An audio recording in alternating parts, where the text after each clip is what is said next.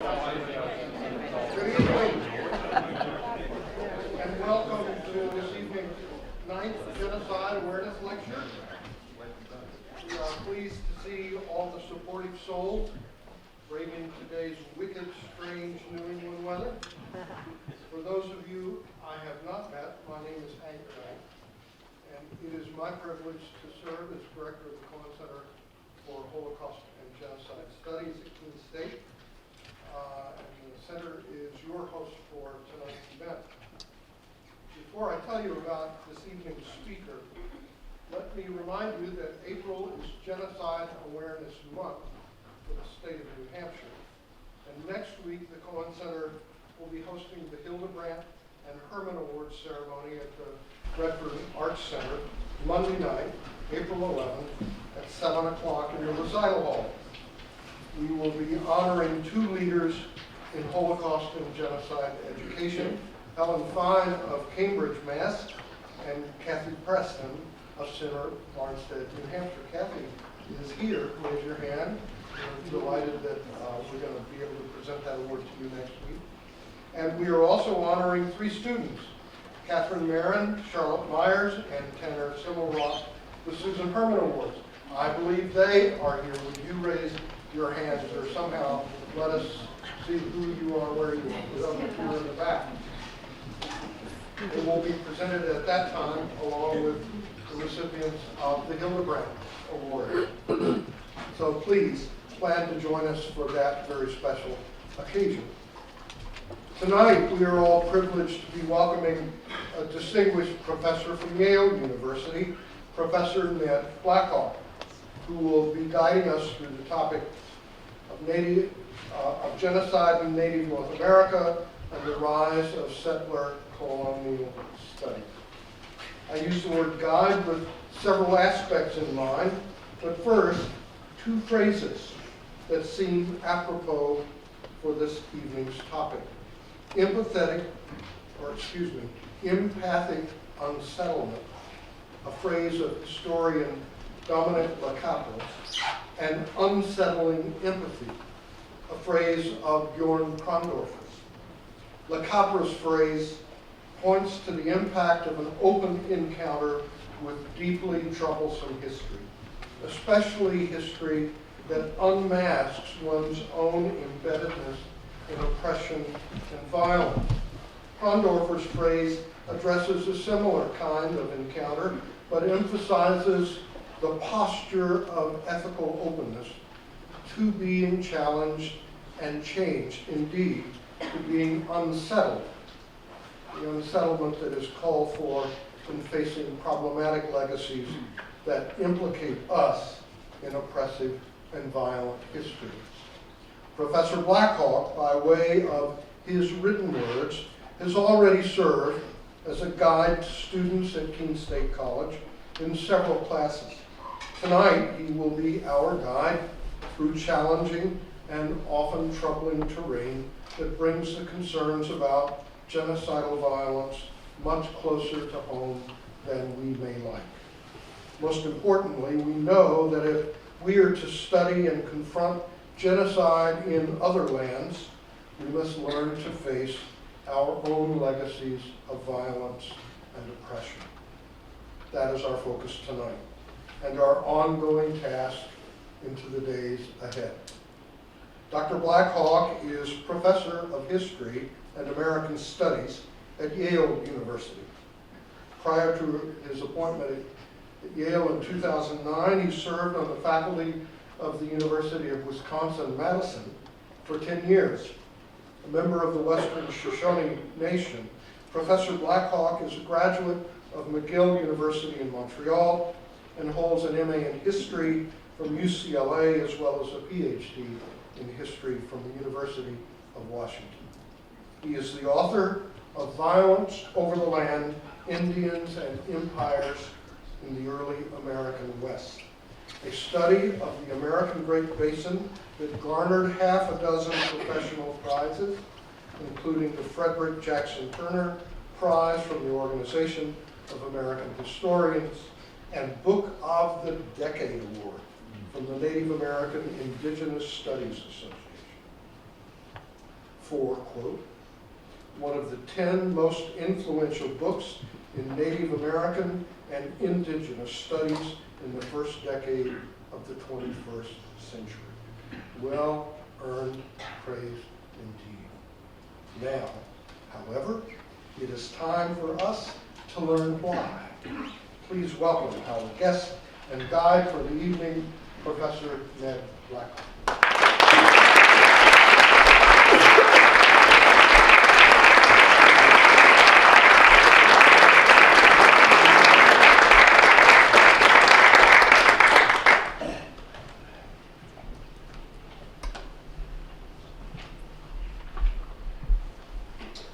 Thank you, Professor Knight, for that kind and generous introduction.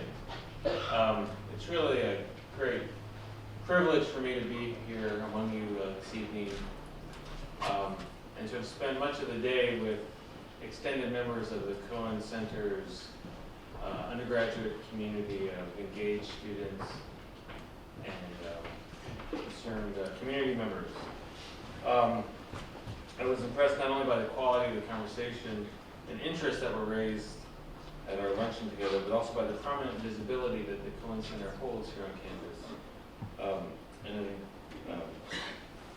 Both on campus as well as nationally, as many of us may know, is the only major in the country in Holocaust and genocide studies. So it's a tremendous honor for me to be here among you this evening and to share some of my evolving interests and, to a lesser extent, concerns about the relative state of genocide studies. There are sets of seats in various pockets of the front of the room if any of you are evening. And I'm kind of going to begin where I kind of picked up a little bit at lunch today with Professor Knight and several of the students with some of their questions. I'd like to begin as my introductory slide does, approaching this subject from a slightly Canadian or Commonwealth perspective. As I mentioned at lunch, while I'm not Canadian, I did spend much of my formative youth there in college and lived, as Professor Knight indicated, in Montreal, the early 90s, during the dramatic time of Indigenous activism. I thus cannot help but notice the variations as well as parallels between the studies of Native peoples in the United States and in our northern neighbor, Canada, which helps frame many of my interests and approaches to this subject. See, as a U.S. historian by training, I'm particularly cognizant of the relative absence of indigenous peoples, histories, deep understandings, and many of the kind of commonplace introductory ways that professional scholars become trained in this discipline known as American history, which, unlike its Canadian counterpart, does not have a national Native American or Aboriginal history book prizes or article prizes within its primary professional association, as does the Canadian Historical Association, which also has, unlike its U.S. history counterpart, an active caucus dedicated to the study of First Nations history. And as some of us may know in greater detail, our nation also lacks several of the recently conducted national sets of inquiries that the Canadian government has instituted in relationship to various histories of Indigenous inequity, Indigenous abuses, and various forms of injustice across Canadian society and history, with a recently concluded Parliamentary Forum Truth and Reconciliation Commission having issued its years-long report, I think roughly about 18 months ago, or in 2014, 2015. And before that, a large Royal Commission on Aboriginal Affairs conducted sets of intensive inquiries into the relative asymmetries in national life expectancy, educational attainment, and other degrees of health and cultural resiliency between native and non-native peoples. Each of these national and indeed royal commissions expose the practices and legacies of what the Canadian government, through its Truth and Reconciliation Commission, has come to name cultural genocide, squarely within the heart of the Canadian popular imagination. National apologies, treaty tribunals, and various sets of discussions about reparations have also garnered national attention across other Commonwealth countries such as New Zealand and Australia, where assessments of quote, stolen generations have garnered international attention as well. So to compare our national history with those of our Anglophone neighbors in North America, as well as across much of the British Commonwealth, raises these levels of dissonance or relative discongruity between how sets of national communities approach the history of indigenous peoples within their boundaries versus our own. And as I was reflecting at lunchtime, many of these initiatives have often been led by, not only been led by various Canadian Aboriginal leaders, but also have come following periods of particularly sustained indigenous activism. In the early 90s, for example, in June, the Canadian constitutional reforms known as the Meeks Lake Accords were irreparably damaged by Manitoban Cree First Nations legislative member Elijah Harper's insistence that Native people also constituted a distinct place in Canadian society.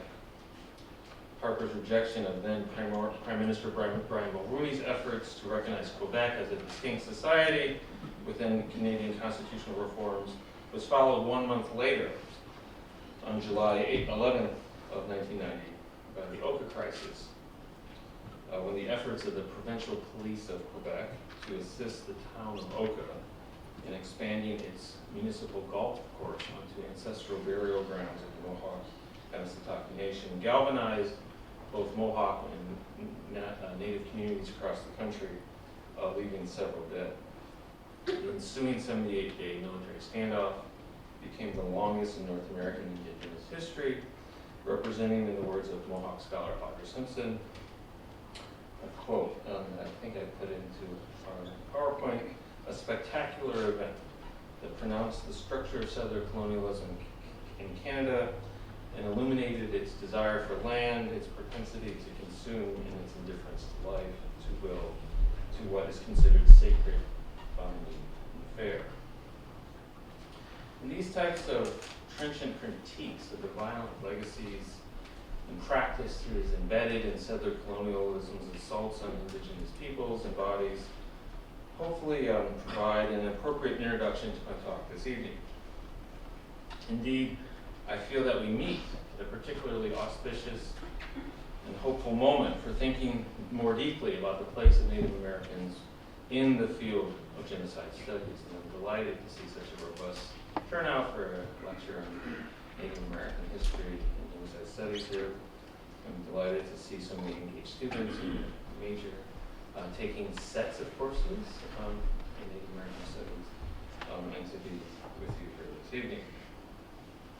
As the United Nations, for example, continues its efforts to highlight the unresolved, if not unresolvable, concerns of indigenous peoples before its General Assembly, it builds upon recent General Assembly meetings dedicated in the fall of 2014 to indigenous peoples, the first such GA meeting since the passage of the 2007 Declaration on the Rights of Indigenous Peoples, a UN declaration relatively recently finally signed by the United States, all of which seemingly expose the relative interrelatedness that sets of concerns at the highest levels of international governance are generating about the rights of indigenous peoples, many of which are coming often in tandem with congruent attention to various crises of various forms of climatic change as well. So I hope my presentation today speaks to this moment of intersection.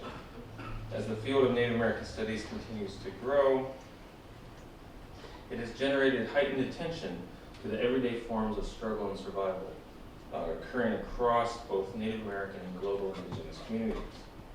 Indeed, as I hope to kind of suggest today, the field has helped to create other connected fields of inquiry, such as colonial studies, all of which deepen and enrich global conversations about the territorial dispossession, economic marginalization, and sets of resurgent activisms that characterize indigenous peoples worldwide. Today, I'd like to continue such examinations by introducing several of the primary features, as well as a few concerns I have about the place of Native Americans within this evolving discourse of genocide studies.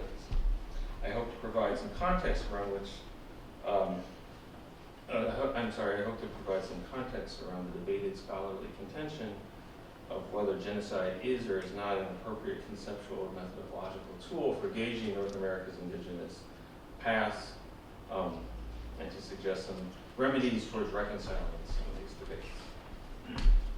I forgot to include this additional kind of image taken from a protester at the climate march in New York City that I think is apropos for the ways slightly revealing ways in which Canadian societies is thinking through some of its approaches to the subjects here this evening.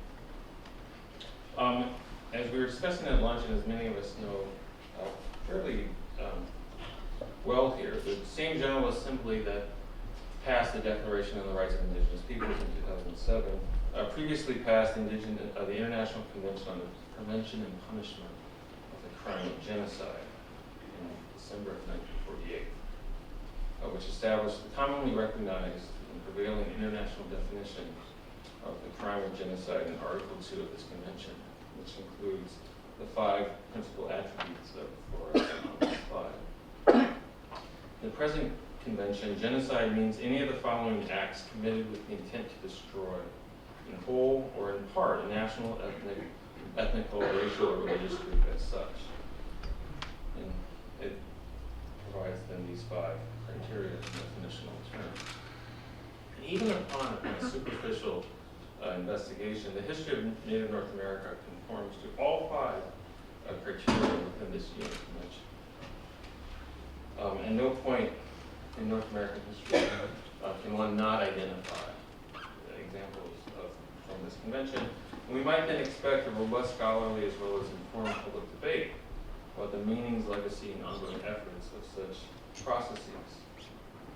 This is not, of course, the case. In some of my current work, I'm trying to both highlight and query, but under-recognize how profoundly unasked, essentially, many of these considerations are. I think we should begin, as students here and other genocide studies communities are doing, to ask and deeply think about the relative applicability of these terms to American history. We might also begin to seriously think about naming both the scholarly as well as popular under-recognition or perhaps even disinterest in such subjects.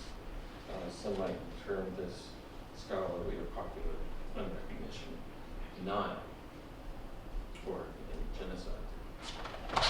Because while the field of genocide studies is currently quite dynamic, and there are many here in the audience who attend the annual association meetings of the International Genocide Studies Association, while there are a dynamic set of journals and professional areas in which the field is expanding the parameters of what may or may not constitute genocidal practice, the fields of both U.S. and even Canadian history rarely deploy the term. Deeply, I believe, disabling the construction of more formidable assessments of the overall experiential contours of Indigenous history within the United States and Canada. For example, just hours, literally, before the opening of the Canadian Museum of Human Rights in the fall of 2014, the world's largest human rights museum, located in Manitoba, in the urban city of Winnipeg, which has the largest percentage number of Native American residents of any Canadian city. Just hours before this monumental, and I mean monumental architectural edifice opened, it really clearly outdistances any other kind of identifiable architectural edifice, particularly from the Winnipeg era and skyline. Just hours before the opening formally of this monumental commitment to human rights, numerous Native leaders as well as artists from Canada withdrew from the museum's opening activities due to its inability to name the century-long history of Canada's residential school system as genocidal. Such protests had come just weeks following the discovery of another body of a murdered Aboriginal young woman, a teenager from Manitoba's Keene First Nation, named Keene Fontaine, who, after much time in foster care, was abducted, murdered, and disposed of in Winnipeg's Red River, the last, at the time, of the national pandemic of murdered and missing Aboriginal women that the former Harper government had failed to recognize as a national problem. So even in the construction of these monumental commitments to human rights, Canadian historical practitioners lacked a kind of scholarly consensus or kind of vernacular or a set of commonly utilized conceptual frameworks for naming the history of the living children from their families and parents and communities, often for years on end, as the parent was inside. And we might ask ourselves then, why is it that North American historical experiences of, in the Canadian case, cultural genocide, or perhaps in the American case of territorial, as we'll see shortly, military genocide, remain so marginalized within scholarly and public domains? Why were there, for example, no national observances or commemorations recently during the sesquicentennial observances of the American Civil War for some of the most deeply violent and costly military encounters between Native Americans and the federal government, which include the Bear River Massacre of 1863, the Navajo Long Walk of 1864, and the Sand Creek Massacre from November of 1864. Why, essentially, has genocide as a subject matter been so hard to query within the professional contours of American and to a lesser extent Canadian historical inquiry? Why is this so difficult? That's really the question before us this evening. And we could identify many of the kind of long-standing kind of ideological and even kind of professional currents that led to the birth of American historical development, and identify certain century-long traditions that often have equated American history or North American history more broadly with progress, or celebrated the so-called exceptional nature of the American experience, and perhaps come to see how these the genocidal attributes found throughout American history have so clearly fallen outside these realms of inquiry. Often dismissed as uncomfortable or semi-tragic epiphenomenon within a larger national pageant or narrative, as residue really around the edges of something larger and often shining. Many feel that it's time to name such denial and to stop its continued perpetuation.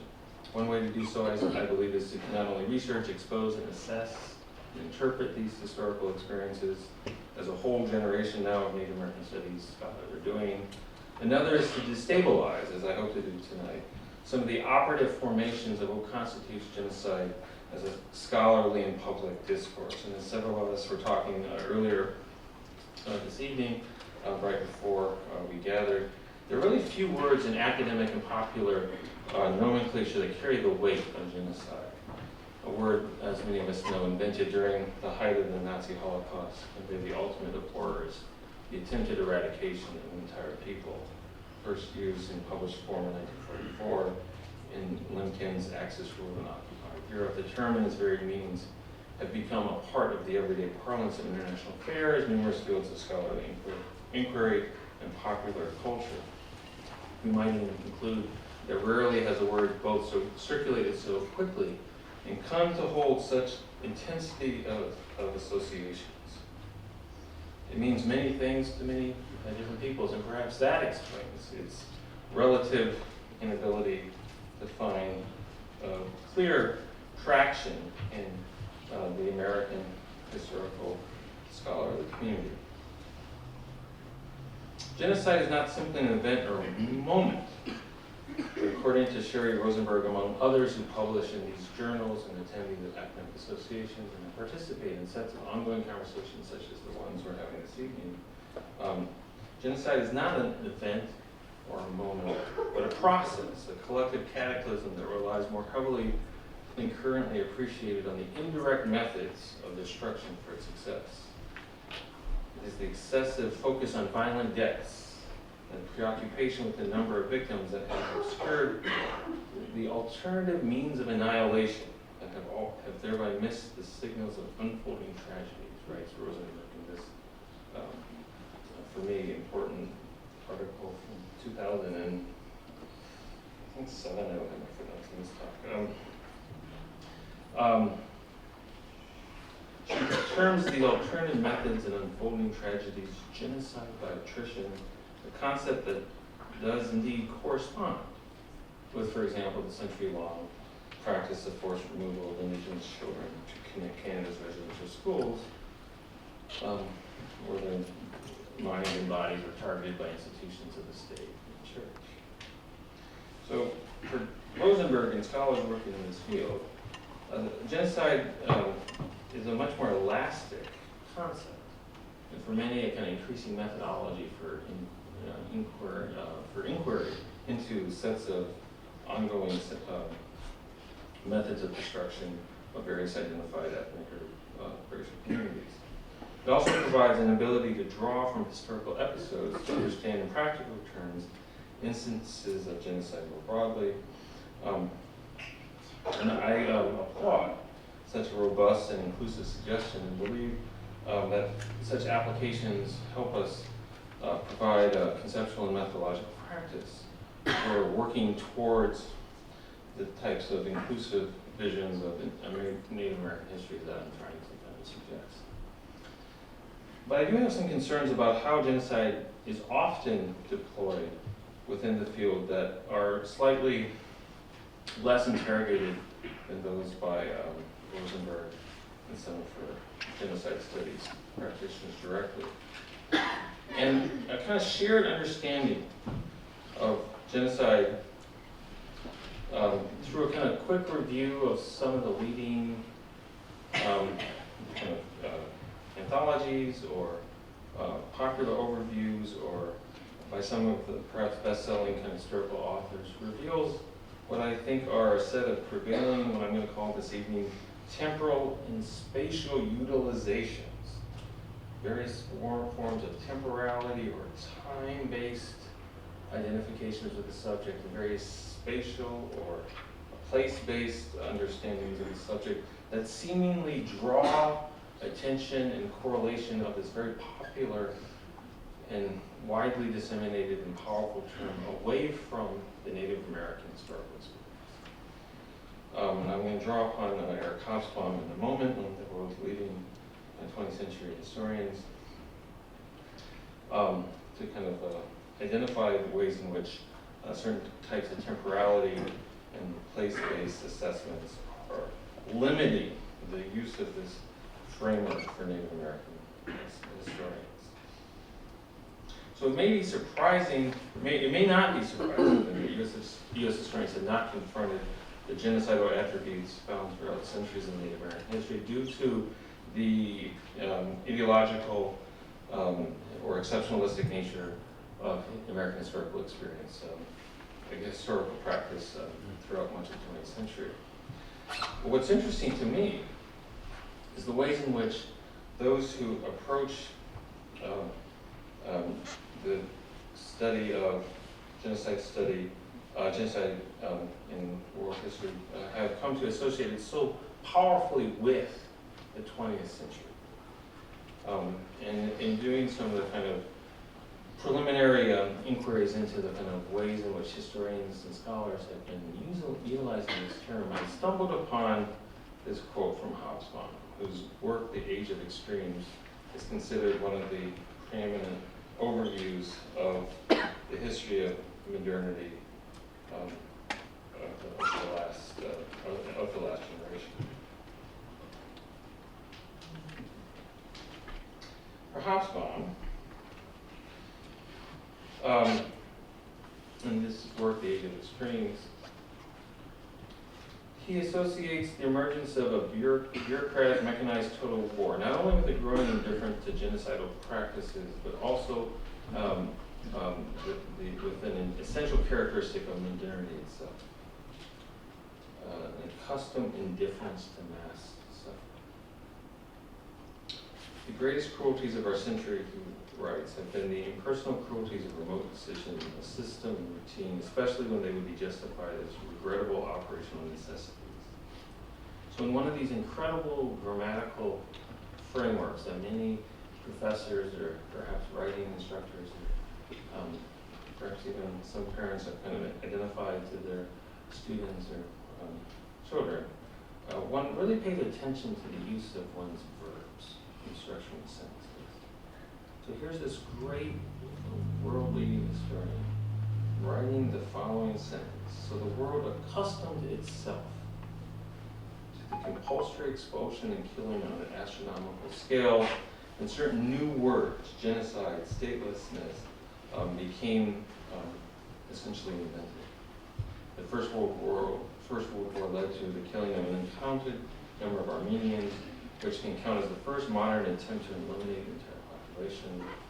And the global human catastrophe unleashed by the Second World War is almost certainly the largest in human history.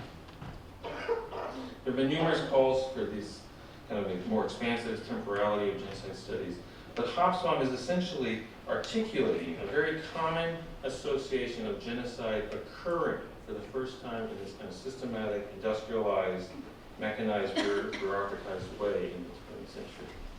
And he uses this very kind of passive verb structure, the world accustomed itself, with very limited kind of clear identification of action, very limited clear identification of subject, a simple kind of happening around which mass human suffering became commonplace.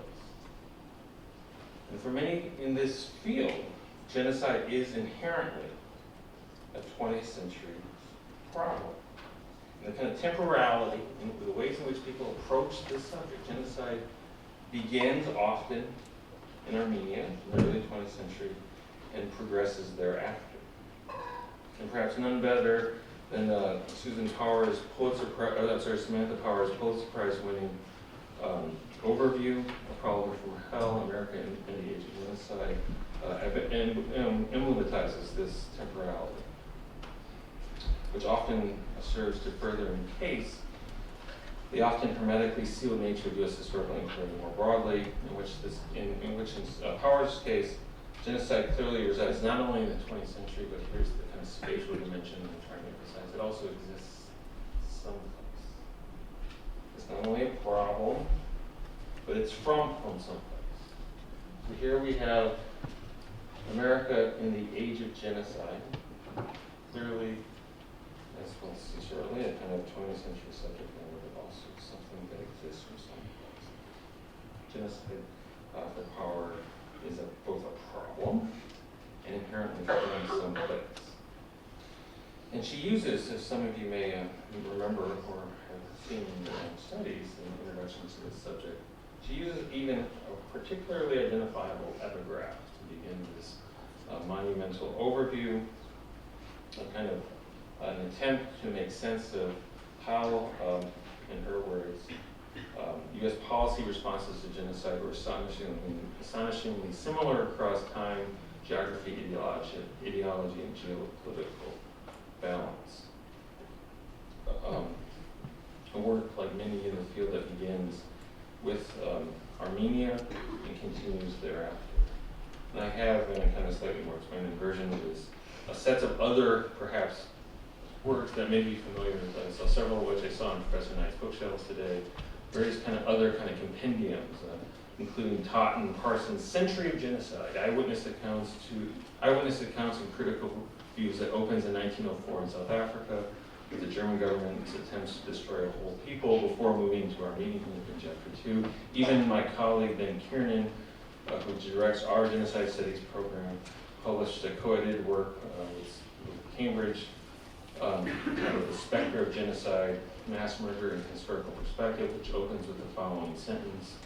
The 20th century has well been described an age of extremes, invoking Hobsbawm, and is followed then by part 1 and part 2 of this anthology on genocide and modernity, and part 2 is entitled 20th Century Genocide.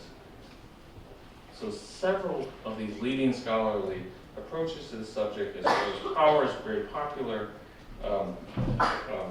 work, invoke these types of temporal and spatial assessments for linking genocide with the 20th century, and also suggesting that it's a problem or it has a certain spatial resonance.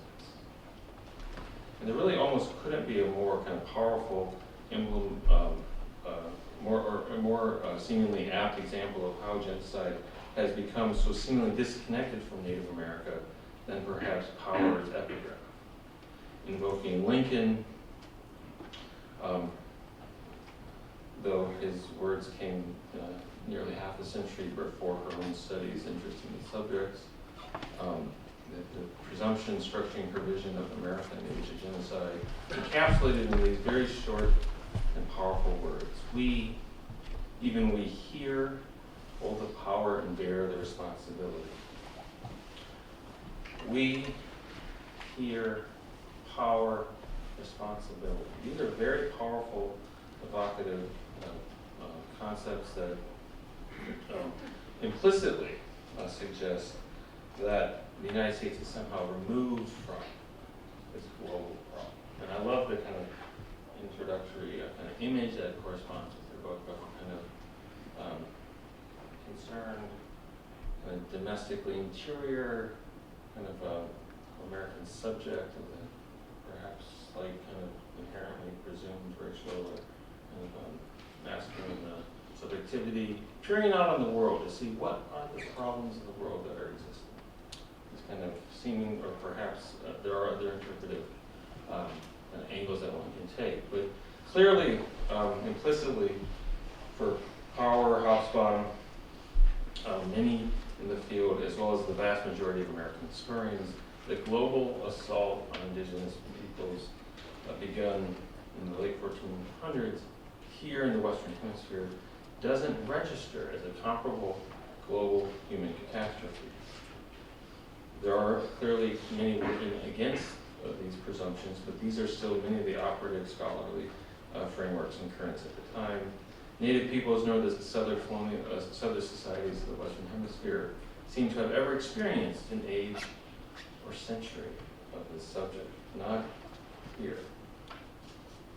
According then to what we might call the annals of American historiography, the countless imperial state and settler efforts aimed at indigenous death, removal, murder, and indeed, yes, even extermination, do not constitute genocide per se.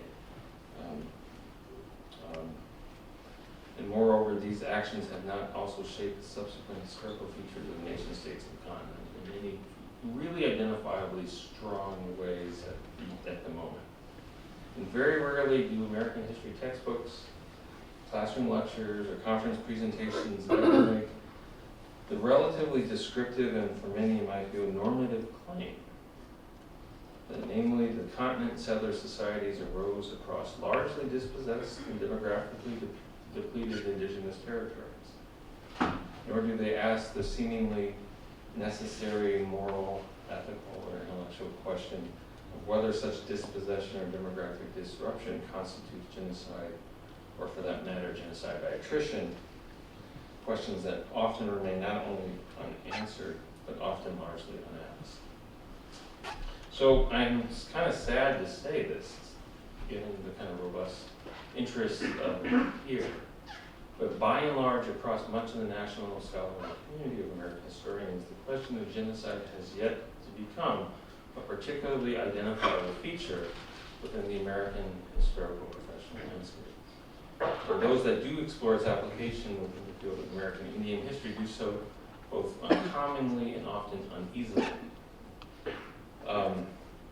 Many have shifted. The work by Taunton and Parsons that I mentioned, Century of Genocide, I think is now in its 3rd edition, and it's called Centuries of Genocide. It includes eyewitness accounts and critical views from previous centuries.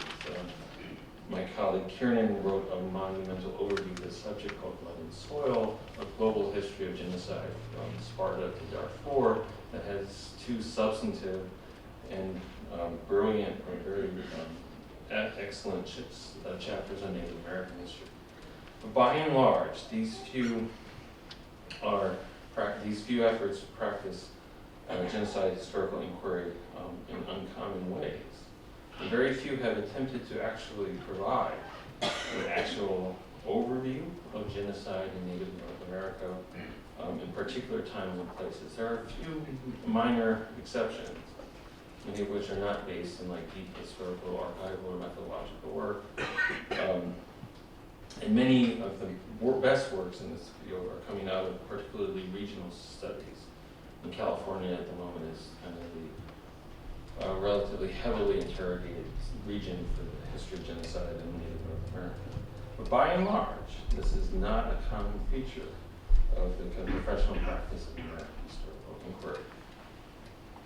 And while I do believe that genocide by attrition and sets of genocidal practices do characterize multiple phases of Native American history and have been active in calling for various forms of colonial studies more broadly,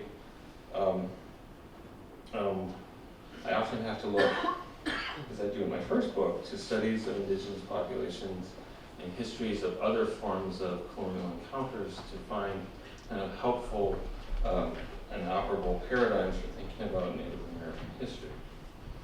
And for those familiar with the kind of Spanish intrusions into the Americas, the first half century of Spanish colonial encounters across the Caribbean and eastern reaches of Mexico initiated tremendous forms of demographic, often premeditated forms of demographic and produced decimation of Caribbean indigenous populations in the half century following 1492. Processes of demographic and military and economic subordination that carried through sets of multiple forms of Spanish colonial development across the Spanish Empire, particularly against non-missionized and unincorporated indigenous peoples, many of whom the Spanish simply termed peoples without reason or indios barbaros, including this kind of cast image from the early 18th century that portrays indigenous populations outside of the folds of Spanish colonial settlement. Indeed, the earliest centuries of indigenous imperial conflicts across the Americas clearly conform to multiple features of Rosenberg's delineation of genocide by attrition, in which native populations are being heavily impacted, if not often entirely decimated by Spanish introduced diseases, military and political forms of subordination, and violence, often on unprecedented forms. Some of us may know some of the kind of leading studies and parts of these works, and I'm just going to kind of contrast the Hobsbawmian kind of powers paradigm for thinking about genocide in a temporal and spatial way outside of the Americas with this one quote from one of the kind of leading semiotic, more famous moral treatises on the Spanish conquest of America,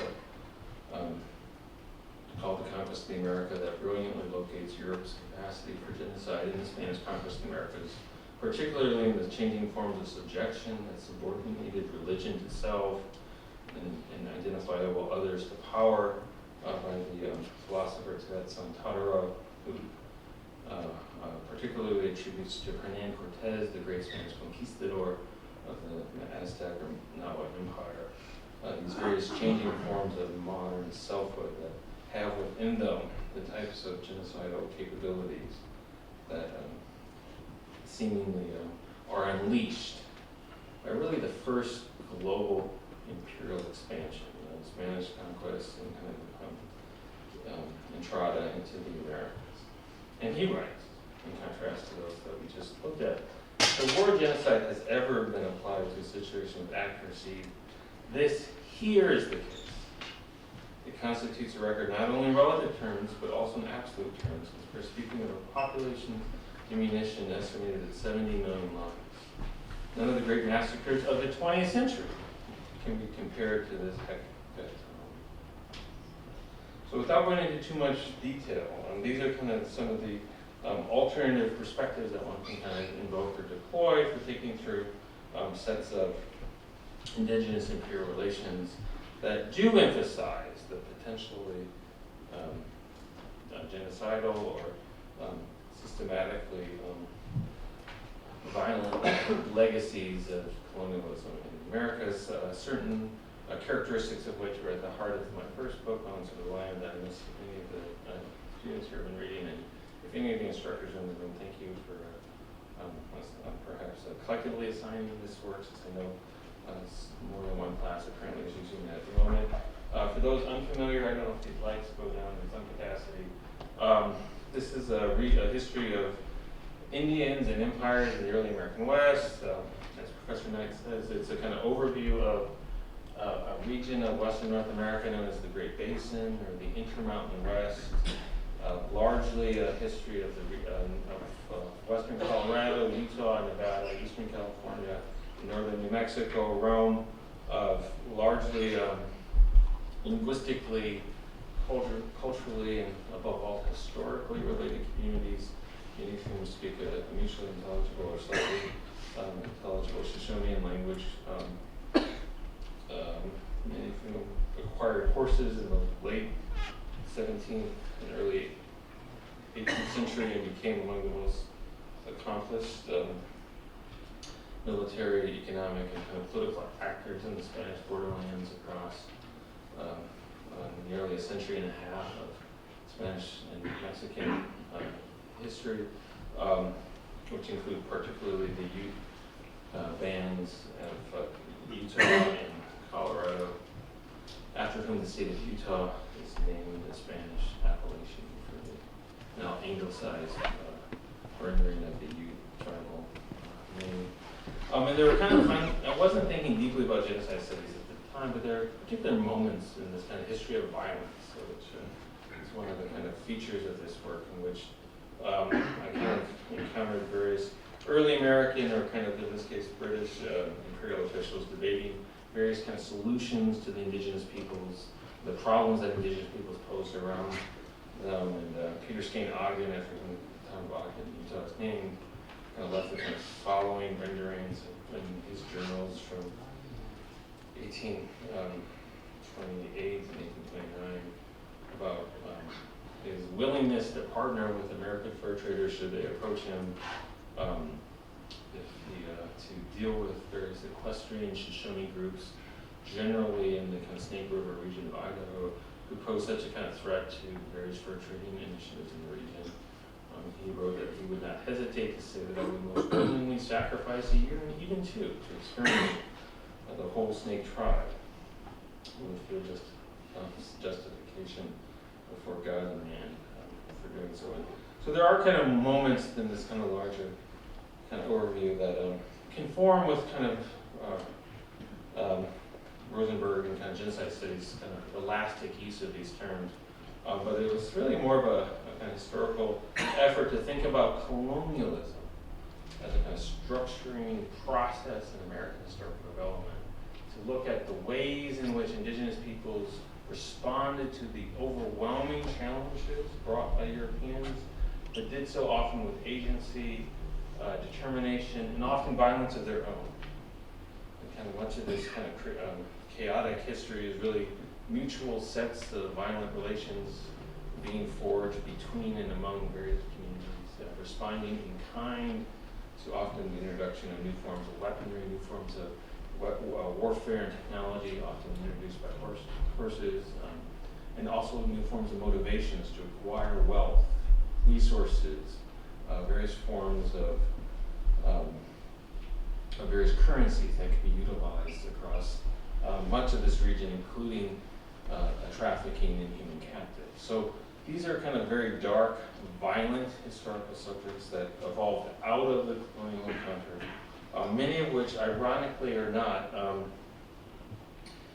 correlated with, there's a red dot here, correlated with several of the darkest chapters in American history, in American Indian history.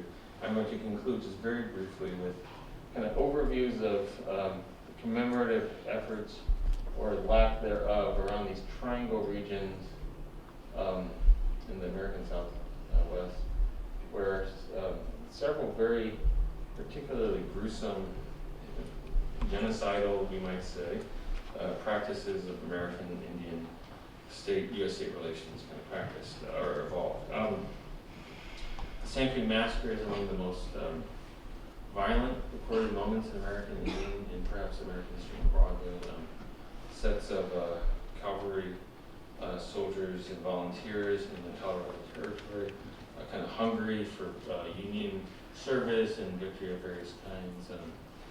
Attack an allied group of Cheyenne and Arapaho communities along the Sand Creek in eastern Colorado, massacring Black Kettle's Lodge and nearly 200 members of this community, and committing sets of atrocities that, once they're publicly circulated, lead to various forms of political censure, both for the Colonel Shivington at the time, as well as the Colorado Territorial Governor, a gentleman by the name of John Evans, after whom the town of Evanston, Illinois is named, kind of founder and Methodist minister who founded two major universities, one in Evanston, known as Northwestern University, and another in Denver, known as Denver University. And these two institutions then were really one of the few to lead various national commemorative efforts about what happened during the Sand Creek Massacre and the relative place of these institutions and potentially profiting from these violent histories, because various trustees and alumni and faculty and students at these institutions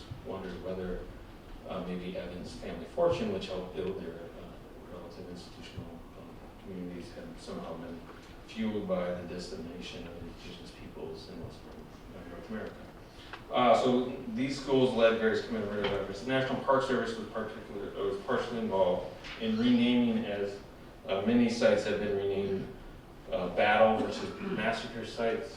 The Bear River Massacre is the largest recorded massacre of American Indians by the U.S. military forces in January of 1863. A colonel and then eventual general by the name of Edward Patrick Connor leads a kind of attack out of Fort Douglas in Salt Lake City against a kind of encamped winter group of northern and northwestern Shoshones due north of the Utah-Idaho border, massacring approximately 300 of them.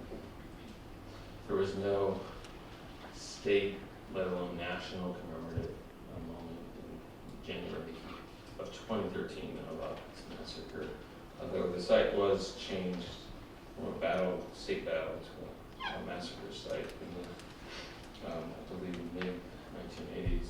But there's still sets of kind of commemorative plaques for Connor throughout the region, including even at Fort Douglas, which is located on the University of Utah's downtown Salt Lake campus.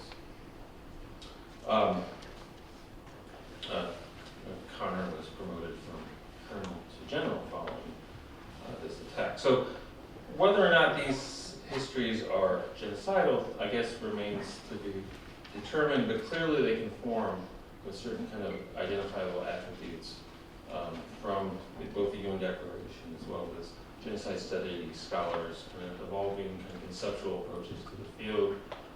And ultimately, perhaps they have some connections with the kind of contemporary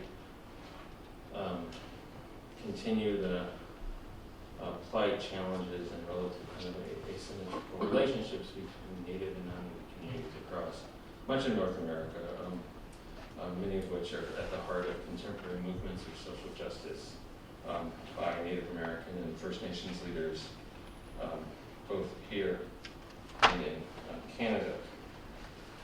I have a kind of, I think, comparable concluding paragraph or sentence or two that I'm going to kind of just briefly summarize. But in general, by querying or kind of interrogating the absent inquiry into the nature of Native American potential genocidal histories, American historical practitioners, their students, and constituents ultimately are deprived of a deeper and perhaps more robust understanding of the actual historical experiential nature of Native American and even American history more broadly. Thank you for the invitation to be here this evening, and I'm happy to talk further or answer any questions about the subject that any of you might have. Thank you so much.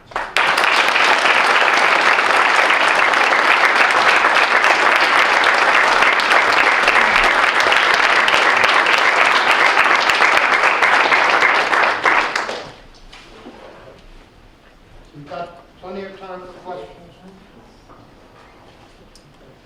Yeah, in the front row. What constitutes a group of people referring to genocide? Is there a number of them? I mean, how do you determine, say, somebody massacred the whole village of Bedouins? Would that be a genocide, or would it not? Are there numbers? I think given the kind of relative slippery nature of this terminology, that the focus on numbers is not the kind of current scholarly practice for determining the answer to your question. The utilization of the categories from the UN Convention are general guidelines that people in these fields deploy. For instance, the Yazidis. Okay. Exterminated, I don't know how many hundreds or how many thousands. But would that not be considered a genocide? It sounds like it. If it's clearly, it often has to be kind of differential, I think, communities versus kind of homogenous ones. In the case of Native American communities that kind of practice by settler or European or imperial communities of the use of violence to purposefully dispossess or eradicate. These are very big subjects. I mean, ultimately, the kind of sense of, I think, relative inadequacy we have about the relative consensus around these subjects relates to their very, very broad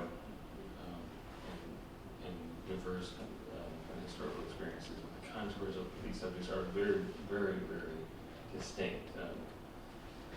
And so I think to answer your question, one wants to look very, very intensely at the locality and the sets of motivations undergirding people's actions, and not make broad-scale sweeping kind of assessments. So I'm very happy to kind of categorize historical practitioners in a certain way that they might themselves not want their own subjects categorized. What do you see as the relationship between identifying situations as genocide and the practical need to intervene if it's something that's called genocide, whether it's in the past in terms of reparations or in the present in terms of some kind of intervention? So is there kind of efficacy in this practice? And so what? Is it political as well as a intellectual struggle to identify genocide? Yes, and the kind of powerful resonance that this kind of concept has in this kind of term draws people to it in a way that might not otherwise resonate. So if we were to say violent social relations or histories of injustice or abuse or forms of domination, they don't convey the intentionality, they don't convey the kind of social sense of moral culpability and a sense of kind of potential redress. And in the Canadian sense, for example, the fact that the Truth and Reconciliation Commission lodged the charge of cultural genocide essentially against the Canadian nation state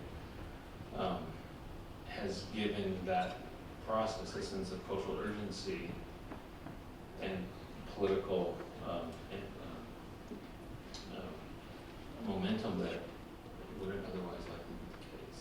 That doesn't yield a kind of immediate set of kind of policy or statutory or any form of kind of reform efforts, but does yield things like heightened forms of awareness and growing forms of university course requirements, kind of broader kind of educational awareness programs and campaigns that might yield subsequent reform efforts. I'm really not a kind of policy analyst, a kind of global affairs minded scholar, so I'm less kind of a position to answer these kind of what does it mean in contemporary form. I find it very interesting, though, that Paula became obviously U.S. ambassador to the UN in the course of her work, having written this book about genocide in a way that makes the U.S. feel in many ways untouched by the subject, at least prior to the 20th century. I just wanted to see if you knew that Joe Medicine Crow died. I heard that. Is that on the Times website today? I'm sorry? I think it was on the Times website today. Yeah, and others. Truly remarkable man. Somebody was talking to me previously about the Battle of the Little Bighorn, which raises the question, can there be genocide if indigenous actors are winning many of the military encounters in the struggle? But for those who aren't aware, Joe Medicine was a Crow military veteran and cultural leader who passed at, I think, the age of 102 or so. And I think he fought in the First World War? Second World War. Second World War, I'm sorry. He's really worth Googling. But he knew some of the scouts from the Crow who accompanied Custer on his way to the Little Bighorn and kind of warned him about the Lakota and Cheyenne Arapaho opposition.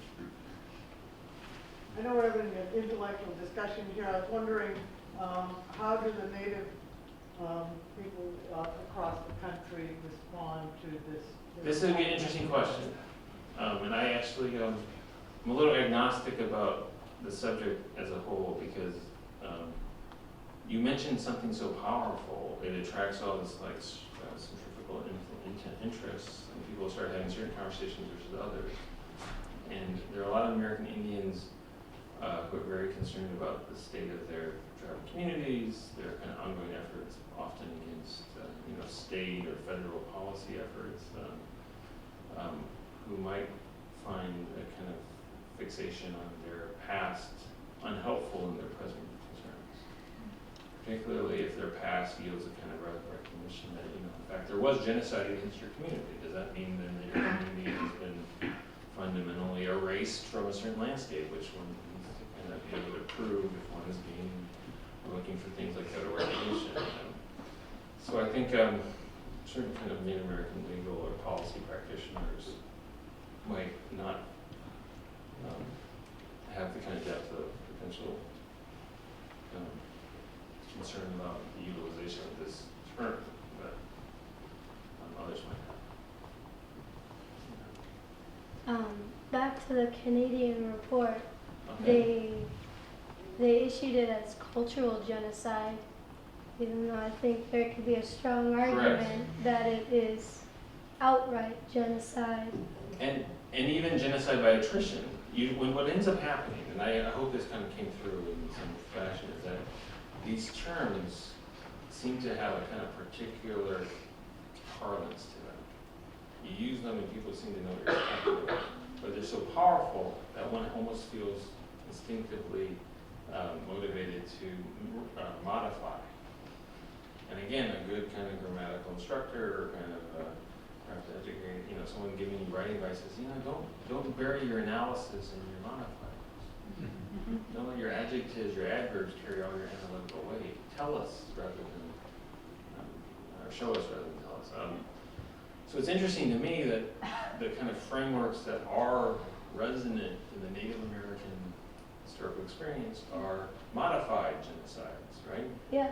We can almost call, title of article of, modified genocides. Native Americans, cultural genocide in Canada, genocide by attrition.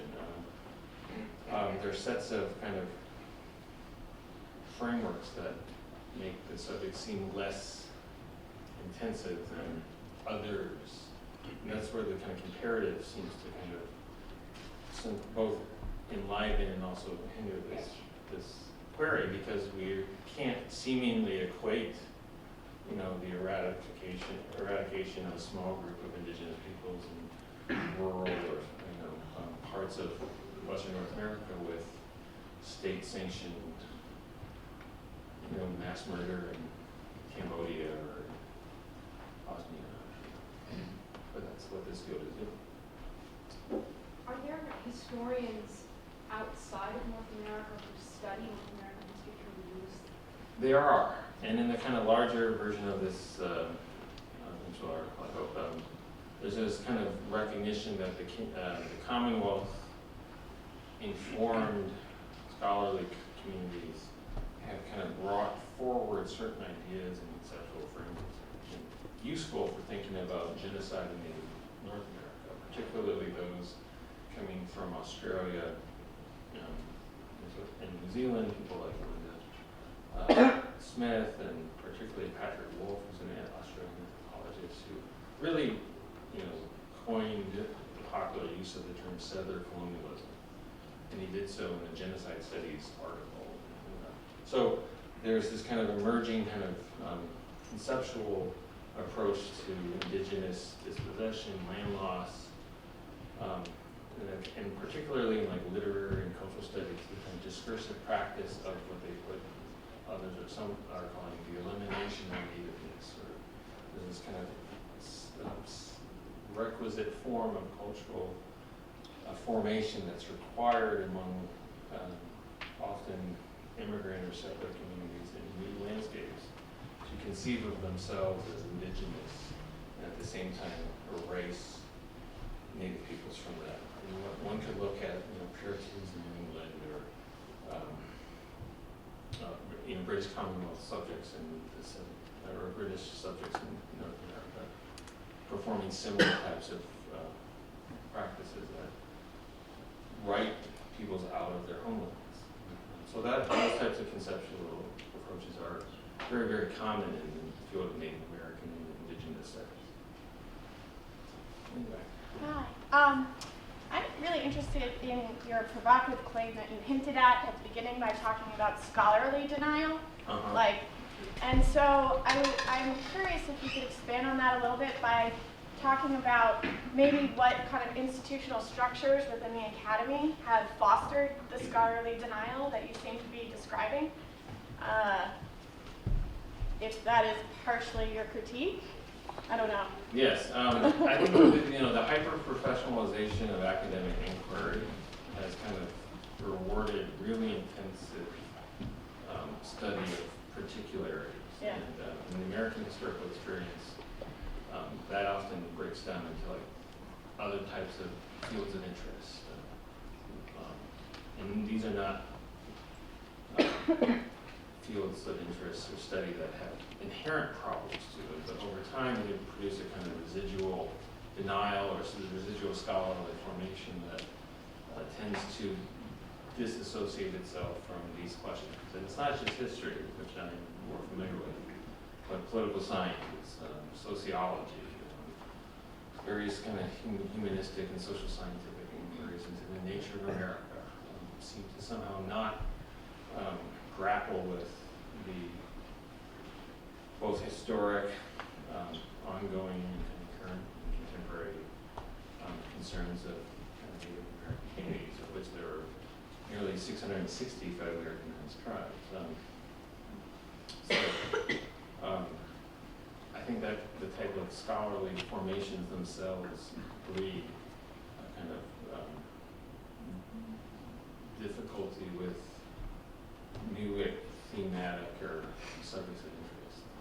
Native American history is a growing field, but one might think the history of the communities that have inhabited the landscape the longest might merit perhaps, I won't say the most, but at least a fairly substantive form of attention. And that's not the case in the historical practice. Providing like he was colonial, 19th and 20th century history, so those are the kind of temporal frames, all these field areas. And it used to be, American history began with Anglophone settlers, despite the fact that the British are in fact late imperial arrivals to the North American mainland. And they're obviously, by 1820, it's 3 centuries after the first real Spanish approaches in North America. Really, 2/3 to 3/4 of the continent still have yet to be incorporated into any nation-state formation. So, and indigenous people still dominate, many of these regions. So those are the types of historical questions that people just don't ask when they're training these people. A lot of the quotes and images that you're showing, and I think it is also implied in the term settler colonial studies that the idea is that this genocide and crimes against Native peoples are ongoing. And I wonder if that might be part of the difficulty in labeling a genocide because that implicates us right now. And I wonder if you would speak to that and maybe where you would see issues or places that might be on the front lines of ongoing settler colonial genocide. I'd rather not. Just to go, well, there are very different national federal relationships between Native communities in the United States and Canada. I think history helps provide a framework for making these types of potential contemporary observances. I think it's very shocking that very few of us know much about the very distinctive indigenous histories of our 2 most recently admitted states to the Union, both of which have very large, especially at the time, they were admitted indigenous history. For example, both were admitted to the Union at the time of other nation states were emerging across the post-World War II global era known as decolonization, where a lot of European empires are losing their former territorial holdings across the world. There are certain kind of provisions by which these newly independent or countries were supposed to follow various types of plebiscites or various forms of kind of self-determination efforts, and use military officers or occupying military officers and military officials from previous imperial states were not supposed to participate in these activities. The U.S. didn't follow those practices. Hawaii used to be an indigenous monarchy throughout the 19th century. It was illegally annexed by the United States in the Spanish-American War. There was no treaty, there was no formal conquest, there was no purchase.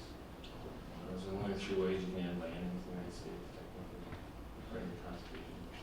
So there are all these kind of legacies of these subjects. Native Hawaiians make up the vast preponderance of the homeless people in Hawaii, which has some of the highest real estate values in the world. So, what do we make then of these historical experiences in a contemporary form? A lot. Okay. So we learned a lot in our studies that we studied genocide as a legal term that has real weight and has a definition and is clearly defined. But cultural genocide and genocide by attrition isn't necessarily as well perceived, and there are no consequences for it. So do you think that by historians calling it cultural genocide or genocide by attrition, it makes it easier for historians to write that narrative out?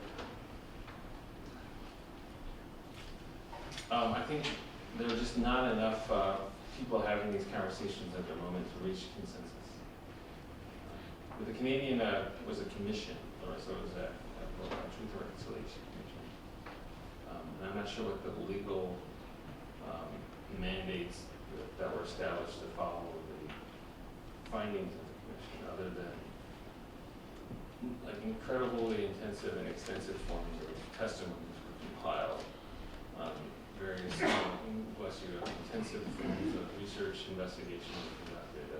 Numerous insights were turned up in Canadian society about the relative practice of like certain medical treatments. There was like this forced starvation program implemented in residential schools, and there's this monitor potential caloric intake. There's all these kind of very kind of dark subject matters, whether they have a kind of relative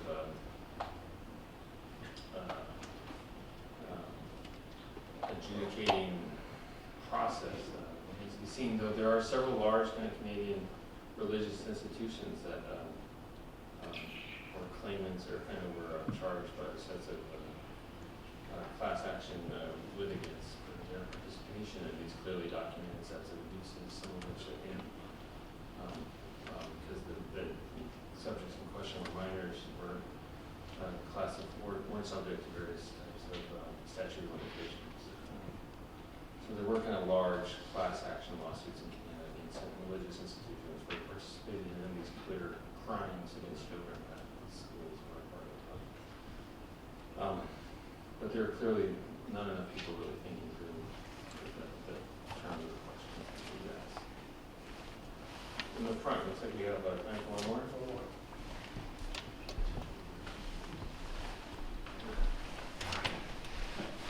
I wanted to get your sense of how you felt the relatively new Museum of American Indians in Washington, D.C.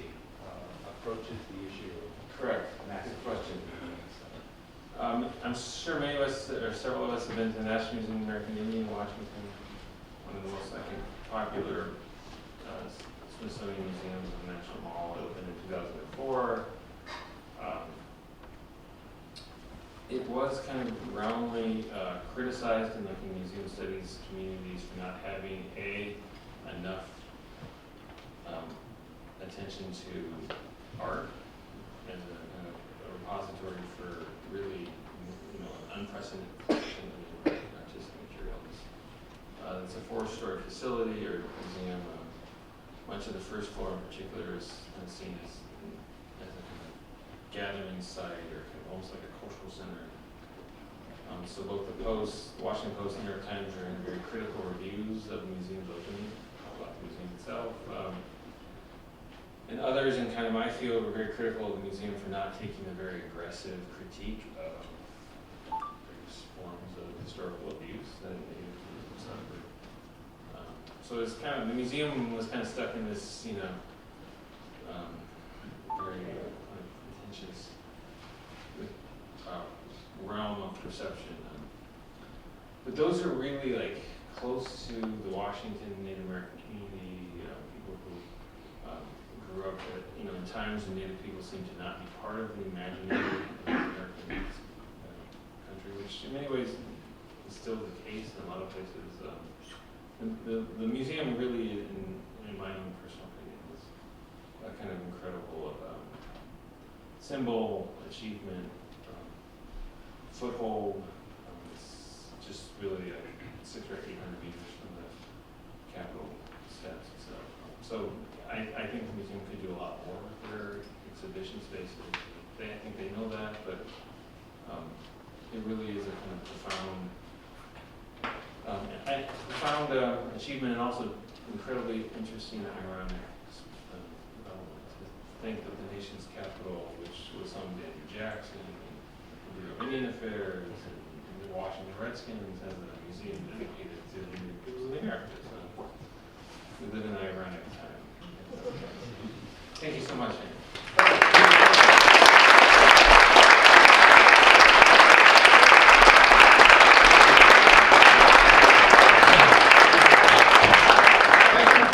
Next week, 7 o'clock, Redfern for Hildebrandt and Herman Awards, and feel free to come up and do that.